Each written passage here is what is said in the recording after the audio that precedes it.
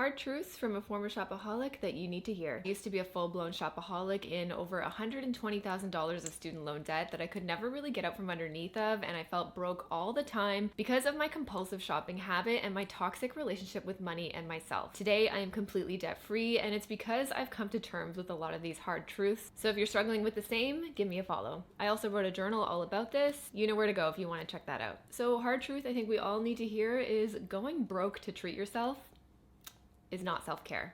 And no, I am not saying that you don't deserve a silly little treat. I love a silly little treat and I want you to have one. And a lot of the times, especially with the cost of living, cost of things going up, tariffs, all these things happening that are basically gouging our wallets, sometimes a silly little treat is all you can afford. But if you're going into debt in the name of a silly little treat and you keep using the I deserve it as your kind of barometer when it comes to spending money, I am sorry to say that that is not self-care, because financial stress is real. And a lot of the times when we treat ourselves, it's with a buy now, worry about it later kind of mindset. But by the time that bill comes, and this happened to me all the time, it just turned out to be a whole lot of really expensive worry. And a lot of those rewards were so short term and temporary that I didn't even remember what I bought to treat myself in the first place. But then I was forced to live with the financial stress of how the hell I was gonna pay for all these things by the time the bill came. When I learned how to budget and spend more intentionally and also kind of figure out what it was that was important to me, figuring out how I could use my money as a tool to spend on things that brought me genuine joy, that's when I started to feel like treating myself was actually doing that. But when you budget your money and give it a job to do ahead of time, then you can kind of bake in the silly little treat and the self-care treats into your budget so you don't have to feel guilty